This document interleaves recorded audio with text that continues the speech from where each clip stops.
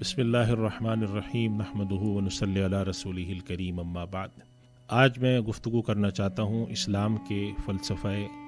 ادائیگی فرائض۔ ہمارے یہاں دو تصور پائے جاتے ہیں، کسی بھی دنیا کے ایک معاشرے کے اندر کی تصور پایا جاتا ہے کہ لوگ آپس میں جب رہتے ہیں تو لوگوں کے ایک دوسرے کے اوپر کچھ حقوق ہوتے ہیں اور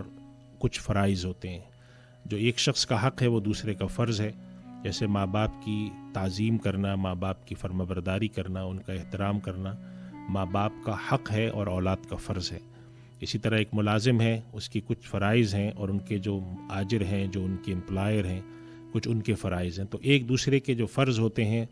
وہ دوسرے کے لیے حق ہوتے ہیں۔ ہمارے دین نے فرائض کی ادائیگی پر زیادہ زور دیا ہے بمقابلہ حقوق کے مانگنے پہ، اور اس کی وجہ یہ ہے کہ ہمارے جتنے بھی سوشیولوجسٹ ہیں وہ اس بات پہ متفق ہیں کہ اگر ہم ایک ایسی نفسیات معاشرے کے اندر پیدا کرتے ہیں کہ جس کے اندر ہر شخص کو یہ فکر ہو کہ میں اپنا فرض ادا کروں، تو اس کے نتیجے میں سارا معاشرہ ایسا پیدا ہو جاتا ہے جو کہ فرائض کی ادائیگی پہ توجہ دے رہا ہوتا ہے۔ ہم نے ایسے واقعات اپنی نصابی کتابوں میں پڑھے ہیں، اور یہ واقعات ہمیں ایسا لگتا ہے کہ شاید وہ کہانیاں ہوں، حقیقت نہ ہوں، مگر یہ حقیقت تھی کہ جب کوئی شخص کوئی گھر لیتا تھا، ایسے واقعات ہم نے پڑھے کہ کسی نے گھر لیا اور اپنے گھر میں کھدائی کی تو وہاں سے خزانہ نکل آیا، اور وہ خزانہ لے کر قاضی کی عدالت میں جا کے کہتا ہے یہ میرا خزانہ نہیں ہے، یہ اس مالک کا ہے جس سے میں نے گھر لیا ہے۔ قاضی اس مالک کو بلاتے ہیں کہ یہ تمہارا خزانہ ہے، وہ کہتے ہیں میرا نہیں ہے، میں تو گھر بیچ چکا ہوں۔ آج کے دور کے تناظر میں جب ہم یہ دیکھتے ہیں تو ہمیں یہ بات بڑی عجیب لگتی ہے، لیکن حقیقت ہے کہ یہ نفسیات اصل میں اس بات کی عکاس تھی کہ یہ لوگ اپنی فرائض کو دیکھتے تھے کہ بھئی مجھ پر فرض کیا بنتا ہے، میرا حق کیا بنتا ہے، تو وہ کوئی بات نہیں، اگر میں اپنا حق وصول نہیں کروں گا یا میرے حق میں مجھے کچھ کم سے کم بھی ملا تو اللہ تعالیٰ اس کے بدلے میں مجھے اجر عطا فرما دیں گے، لیکن اگر میں نے اپنا فرض پورا نہیں کیا تو قیامت کے دن اللہ کے ہاں میں جواب دہ ہوں گا، اور میں اپنا کیا جواب دوں گا جو مجھ پہ فرض بنتا تھا۔ تو یہ نفسیات اگر ہمارے اندر پیدا ہو جائے کہ ہم فرائض کی ادائیگی پر توجہ دیں، اور جو ہمارے حقوق ہیں اس کے لینے کے، اسلام ہمارا دین یہ منع نہیں کرتا کہ حق نہ لیا جائے، لیکن ترجیحات ہے، پرائرٹی آپ رکھتے ہیں کہ فرض کی ادائیگی ہو، اور دوسرے نمبر پہ آپ آ جاتے ہیں کہ حق کی وصولی ہو۔ اگر ایک معاشرے کے اندر نفسیات یہ بن جائے کہ ہر آدمی صرف یہ چاہے کہ مجھے حق وصول ہو بجائے اس کے کہ میں فرض ادا کروں، تو بالآخر وہ معاشرہ اپنے پورے اسٹرکچر کے اندر، اپنے پورے ڈھانچے کے اندر ڈیمانڈنگ معاشرہ بن جاتا ہے۔ ہر آدمی بیٹھا ہوا کہہ رہا ہوتا ہے میرا حق دو، اور جب تک مجھے نہیں ملے گا میں فرض ادا نہیں کروں گا۔ نتیجہ کیا نکلتا ہے کہ پورے معاشرے کے اندر ایک طرح کا جکڑ بندی پیدا ہو جاتی ہے، معاشرے میں ایک بحران معاشرتی طور پہ پیدا ہوتا ہے۔ ہم آج اپنے معاملات کو دیکھتے ہیں، چاہے ہمارے کاروباری معاملات ہوں، چاہے ہمارے سماجی معاملات ہوں، چاہے ہمارے عام رویے ہوں، اخلاقیات ہوں، اس کے اندر لوگوں کے مزاج میں آہستہ آہستہ یہ بات پیدا ہو رہی ہے کہ میرا فرض ادا ہو یا نہ ہو، لیکن میرا حق مجھے ضرور ملنا چاہیے۔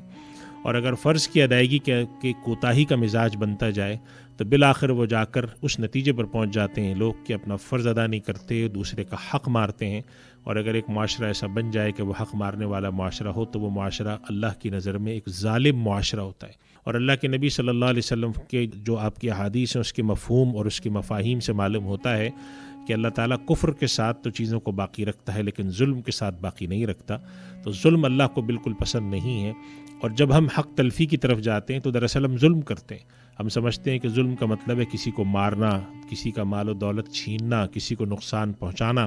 لیکن دراصل ظلم کا جو اس دین کا مفہوم ہے وہ زیادہ بڑا ہے۔ کسی کا نقصان پہنچانا، کسی کو اذیت پہنچانا، کسی کو مارنا، کسی کو برا کہنا، اور اس کا جو حق ہے وہ نہ دینا اور اپنا فرض ادا نہ کرنا۔ اگر ایک آدمی اپنے ماں باپ کا حق ادا نہیں کرتا تو دراصل وہ اپنا فرض ادا نہیں کر رہا ہوتا۔ ماں باپ کا حق نہ دینے کا مطلب ہے اپنا فرض ادا نہ کر رہا۔ ایک ملازم اگر اپنے مالک، اپنے امپلائر کا حق ادا نہیں کرتا تو اس کا مطلب ہے اس نے اپنا فرض ادا نہیں کیا۔ تو فرائض کی ادائیگی اور حقوق کے لینے کے درمیان ایک جوڑ پیدا ہونا چاہیے، جس میں ترجیح اپنی اولاد کو، اپنے چھوٹوں کو، معاشرے کے اندر ہر کسی کو یہ سکھایا جائے تم پر جو فرض ہے اس کو ادا کرنے کی فکر کرو، تمہارے پڑوسی کو تکلیف نہ پہنچے، تمہارے یہاں صفائی کا اہتمام ہو، تمہارے یہاں شور نہ ہوتا ہو، تم اپنی ملازمت پہ جا کر اپنا پورے کا پورا کام کرتے ہو، تم کسی کے ساتھ تجارت کرو تو اس کو دھوکہ نہ دو۔ یہ ساری کی ساری چیزیں ہمارے فرائض ہیں۔ اگر ہم فرض کی ادائیگی کو اپنے نفسیات میں شامل کر لیں تو ہمارا معاشرہ انشاءاللہ ایسا معاشرہ بنے گا کہ یہاں لوگوں کے حقوق خود بخود ادا ہوں گے۔ جب فرض ادا ہوتا ہے تو لازماً حق خود بخود ادا ہوتا ہے، اور ایک ایسا معاشرہ جو فرائض کی ادائیگی کرنے والا معاشرہ ہو وہ اللہ کی نظر میں اعلیٰ معاشرہ ہوتا ہے، بااخلاق معاشرہ ہوتا ہے۔ اللہ تعالیٰ ہمیں ایسا معاشرہ بنانے کی توفیق عطا فرمائے۔ وآخر دعوانا الحمد للہ رب العالمین۔